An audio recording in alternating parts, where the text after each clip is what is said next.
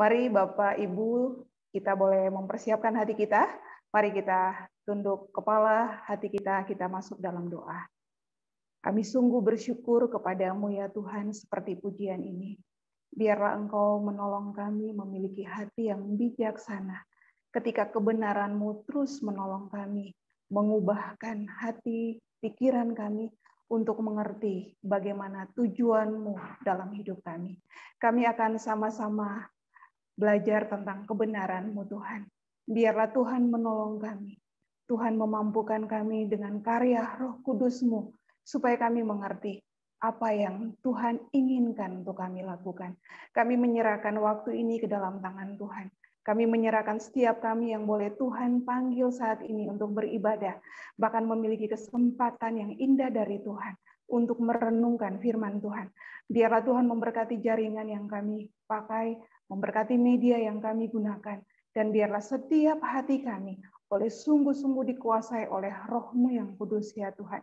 Biarlah ibadah ini berkenan bagi Tuhan.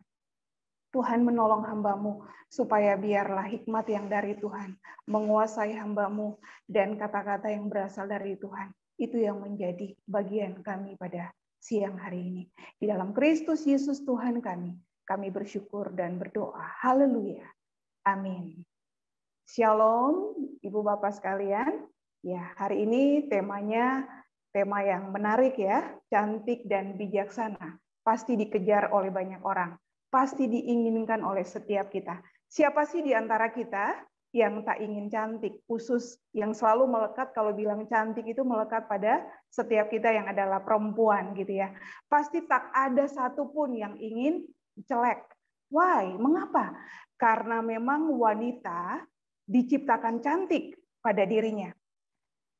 Kata seorang Adam, inilah dia tulang dari tulangku, daging dari dagingku. Pernyataan kebahagiaan seorang Adam ketika Hawa dijadikan Tuhan dan diberikan kepada Adam pertama kalinya. Tuhan menjadikan perempuan itu cantik. Tuhan menjadikan perempuan itu sepadan, menjadikan dia penolong, dan dijadikannya dalam tujuan mulianya Tuhan. Adam, manusia pertama itu mengakuinya, mengaguminya, bahkan dikatakan dia melihat hidup yang sesungguhnya. Ketika perempuan itu disandingkan menjadi satu dengannya. Persoalannya kini, mengapa banyak perempuan yang tak menyadari kalau pada hakikatnya dirinya diciptakan Tuhan begitu cantik. Maka tak heran banyak perempuan mencari bahkan mengejar kecantikan. Tak berbeda jauh banyak perempuan mengingkari kecantikan alaminya dengan merusaknya karena tidak hidup dalam tujuan Allah. Mari kita cermati dan memandang bagaimana keadaan dunia saat ini. Cantik itu indah, cantik itu menarik, cantik itu disukai, dan banyak yang mendekatinya. Tak heran dalam penelitian ditemukan wanita-wanita, perempuan-perempuan berlomba-lomba mempercantik penampilan fisiknya, sehingga betapa larisnya klinik atau salon kecantikan. Banyak yang melakukan operasi kecantikan, bahkan membeli, menggunakan berbagai alat kosmetik yang begitu mahal sekalipun untuk mempercantik dirinya. Karena kenapa? Itu memberi dampak sosial, seperti mudah mendapatkan pekerjaan, mudah mendapatkan pacar, mudah diterima di lingkungan sosial, menjadi lebih percaya diri, diakui di lingkungan bermasyarakat. Sehingga tidak dapat dipungkiri bahwa kecantikan merupakan hal penting bagi setiap wanita.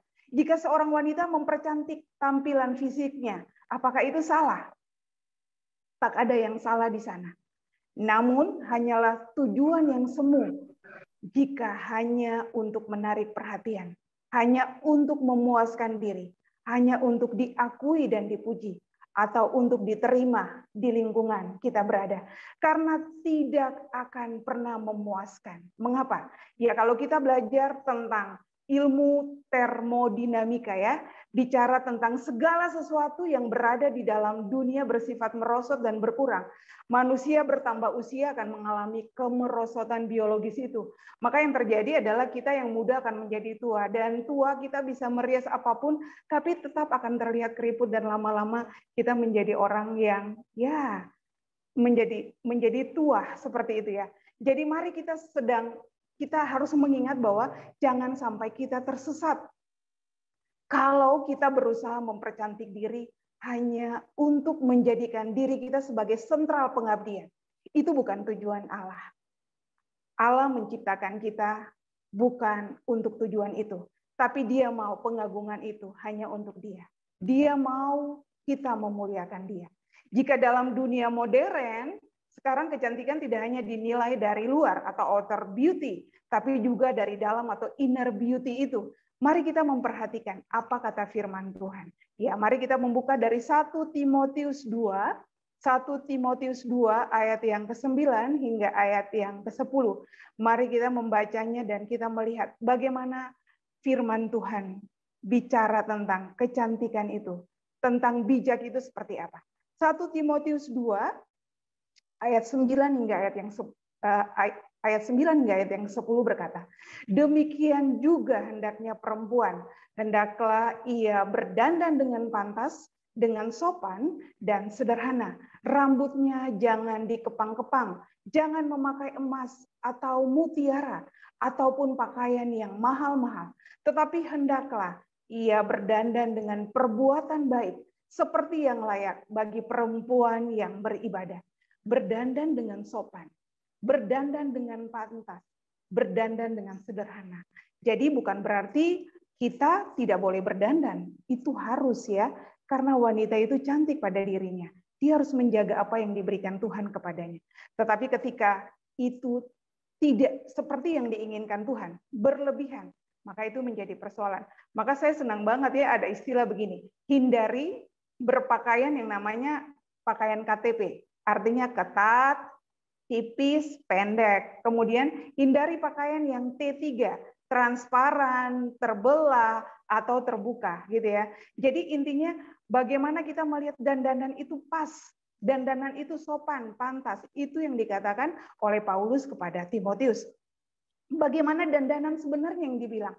Di situ dibilang bahwa kita harus mendandani diri kita dengan perbuatan baik, seperti perempuan yang beribadah. Di sini sangat jelas bahwa seorang perempuan yang takut akan Tuhan, yang mengenal tujuan Tuhan dalam hidupnya, dia harus seperti orang yang sedang beribadah ketika dia menampilkan dirinya. Bukan sebaliknya, dia memberikan dirinya untuk dipertontonkan menjadi daya tarik yang luar biasa dan itu menjadi malapetaka. Mari kita melihat bagaimana kebenaran itu dikatakan ya. Jadi kecantikan itu berkat, namun bisa jadi malapetaka. Alkitab berkata bahwa Sarah itu adalah perempuan yang sangat cantik. Tetapi ketika seorang Abraham memakai kecantikan daripada Sarah untuk sesuatu mendapatkan keuntungan, maka jadi malapetaka. Makanya Firaun juga dan semua istana itu akan mendapat hukuman ketika tahu ternyata Sarah itu adalah istri daripada seorang Abraham. Kemudian kita juga melihat bagaimana seorang Batsyeba ketika seorang Daud melihat perempuan itu sangat elok rupanya, kata firman Tuhan. Ketika seorang Daud lupa dan menginginkan itu, maka seorang Daud pun jatuh dalam dosa. Bahkan dia mengorbankan seorang Uria yang adalah suami Batsyeba demi untuk mendapatkan seorang Batsyeba. Jadi dari sini kita melihat bahwa kecantikan itu berkat dari Tuhan, tapi harus dipakai untuk tujuan Allah. Mari kita melihat selanjutnya. Jadi ketika seorang Paulus berkata kepada Timotius untuk bagaimana perempuan-perempuan pada masa itu tidak hanya bergaya dengan mewahnya, tapi dengan sederhananya. Tidak melihat sebuah penampilan-penampilan yang secara fisik atau lahiriah, tetapi secara batin itu. Maka itu yang harus menjadi tujuannya. Maka yang harus dihindari adalah hal-hal seperti yang tadi. Kemudian 1 Petrus 3 ayat 3 sampai ayat yang ke-5 berkata, ketika surat Petrus disampaikan, perhiasanmu janganlah secara lahiriah, yaitu dengan mengepang-ngepang rambut, memakai perhiasan emas atau dengan mengenakan pakaian yang indah-indah. Tetapi perhiasanmu ialah manusia batinnya yang tersembunyi dengan perhiasan yang tidak binasa, yang berasal dari roh, yang lemah lembut dan tentram, yang sangat berharga di mata Allah. Sebab demikianlah caranya perempuan-perempuan kudus dahulu berdandan, yaitu perempuan-perempuan yang menaruh pengharapannya kepada Allah. Mereka tunduk kepada suaminya. Jadi dengan begitu jelas Petrus menuliskan suratnya bagaimana dandanan yang sebenarnya itu bukan dandanan lahiriah semata, tapi dandanan batinnya itu. Kecantikan yang dari dalam itu mempengaruhi bagaimana seorang wanita itu bisa dilihat secara utuh. Bahkan ketika kita membaca dari Amsal pasal 31 ayat 10 sampai ayat 31, di sana dijelaskan bagaimana wanita yang cantik dan bijaksana itu. Bagaimana istri yang cakap itu kemampuannya untuk bagaimana memiliki produktivitas di rumah tangganya. Dia menjadi seorang wanita yang begitu baik, begitu bekerja keras, dan begitu saleh.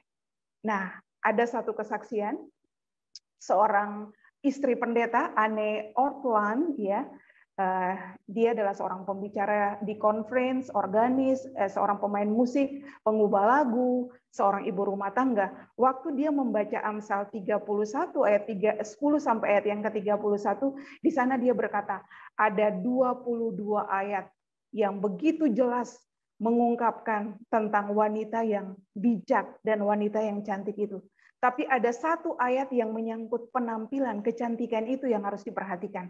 Ayat 22 berkata, ia membuat bagi dirinya permadani, lenan halus, dan kain ungu pakaiannya. Maka doa dari seorang Anne ini berkata demikian. Semoga ini jadi berkat buat kita. Ya Tuhan, saya akan memberikan 1/22 waktu saya untuk membuat saya tampak semenarik mungkin. Dan saya hendak mempersembahkan seluruh hidup saya, 21/22 waktu saya, menjadi wanita bijaksana, yang baik hati, yang saleh, yang bekerja keras, dan seterusnya. Bahkan Amsal 31 ayat 30 berkata, kemolekan adalah bohong, dan kecantikan adalah sia-sia. Tetapi istri yang takut akan Tuhan dipuji-puji. Biarlah kebenaran Tuhan hari ini mengingatkan kita. Kecantikan yang Tuhan sudah beri pada kita itu adalah sesuatu yang melekat pada kita. Itu adalah hal yang penting. Tapi dibilang, tidak hanya seperti itu. Tidak hanya berhenti di situ. Tapi bijaksana, hati yang takut akan Tuhan. Itu harusnya menjadi idaman kita. Itu yang harusnya diincar-incar oleh kita. Karena begitu banyak kita mencari supaya kita tetap cantik. Tapi tidak kurang dari kita tidak melihat bahwa bijaksana itu menjadi bagian yang harusnya menjadi hidup kita. Bagaimana hidup kita takut akan Tuhan. Karena firman Tuhan berkata bahwa takut akan Tuhan adalah permulaan pengetahuan. Takut akan Tuhan ialah kita menghormati Tuhan. Takut akan Tuhan membuat kita menjadi wanita-wanita yang bijak. Hari ini kita dituntut yang pertama. Perempuan dituntut sempurna. Cantik lahiriah maupun cantik secara batin. Artinya bahwa kita tidak hanya memperhatikan penampilan luar kita, namun kita harus lebih memperhatikan hidup benar dengan Allah. Yang selanjutnya, jangan kita membiarkan hidup kita sia-sia. Kita terlihat cantik, namun tidak cantik bagi Allah. Saya mengingat, mari kita melihat bagaimana Kristus memandang wanita. Ketika seorang perempuan Samaria, dia selalu menghindar dan dia pada siang harinya, dia duduk di perigi. Dan kita melihat waktu Kristus datang mendekati dia. Dan Kristus menyatakan bagaimana kebenaran itu. Kristus sedang mengubah hidupnya, mengubah pola pikir dia, bahkan mengubah dia melihat dirinya. Dia yang merasanya dirinya tidak berarti. Seorang wanita yang boleh dikatakan kotor dan jijik pada waktu itu. Tapi ketika Kristus memperkenalkan kebenaran itu, dan dia memberikan dirinya untuk mempercayai apa yang Kristus katakan, bahkan mempercayai Kristus, maka dia kembali menerima anugerah seorang wanita yang sesungguhnya. Maka dia pergi memberitakan tentang Kristus itu. Bagaimana kita melihat seorang perempuan yang bersinar ketika semua orang akan melempari dia dengan batu, melihat dia dengan jijiknya, bahkan dia pun takut untuk hukuman ini. Tapi Kristus bilang, engkau diselamatkan, tapi jangan berbuat dosa lagi. Ada begitu banyak perempuan, dia kehilangan kecantikannya. Dia tidak lagi melihat dirinya adalah wanita yang mulia dan berharga di hadapan Allah. Tapi hari ini kita melihat, Tuhan menciptakan perempuan dengan kecantikan yang sungguh dari Allah. Di dalam tujuan yang mulia kepada Allah. Dan hari ini kita diingatkan bahwa kehidupan yang takut akan Tuhan membuat kita mengenal bagaimana tujuan Allah dalam hidup kita. Biarlah kita tidak menyia-nyiakan hidup kita. Kita tidak tersesat di sana. Bagaimana memaknai kecantikan, kebijaksanaan dalam hidup kita. Bukan kepada hal-hal yang sementara. Karena seperti yang tadi kita sudah lihat, kehidupan kita pun akan merosot. Semakin hari semakin akan bertambah tua. Apapun yang melekat, yang dipolesin pada diri kita, sedikit demi sedikit itu pun akan lepas dan tidak akan bisa bertahan lama. Tetapi orang yang takut akan Tuhan, dia akan melihat tujuan Allah sesungguhnya dalam hidupnya. Dia akan melakukan apa yang menjadi tujuan Allah dalam hidupnya. Dia akan memelihara hidupnya. Dia akan menjadi berkat dan saksinya Tuhan dimanapun dia berada. Maka hari ini biarlah kita selalu merawat tubuh kita untuk kemuliaan Tuhan. Kita melihat hidup kita untuk memuliakan Tuhan. Bahkan kita membahagiakan orang-orang di sekitar kita, memelihara keharmonisan di antara kita dengan terus menjaga tujuan Allah dalam diri kita. Biarlah firman Tuhan hari ini terus menolong setiap kita yang mendengarkan firman Tuhan, bahwa betapa indahnya Tuhan menciptakan kita dalam tujuan yang mulia. Mari kita dituntut untuk sempurna. Kita tidak hanya cantik di luar, tapi juga secara batin. Di dalam hidup kita pun terlihat itu. Kita tetap memperhatikan penampilan kita, namun lebih memperhatikan hidup benar kita dengan Allah. Kita tidak membiarkan hidup kita sia-sia. Kita terlihat cantik, namun tidak cantik bagi Allah. Mari kita berlomba-lomba hidup dalam tujuan Tuhan, memperkenankan hati Tuhan, bahkan melakukan tujuan Tuhan, menjadi orang-orang yang memuliakan Dia. Amin untuk kebenaran firman Tuhan.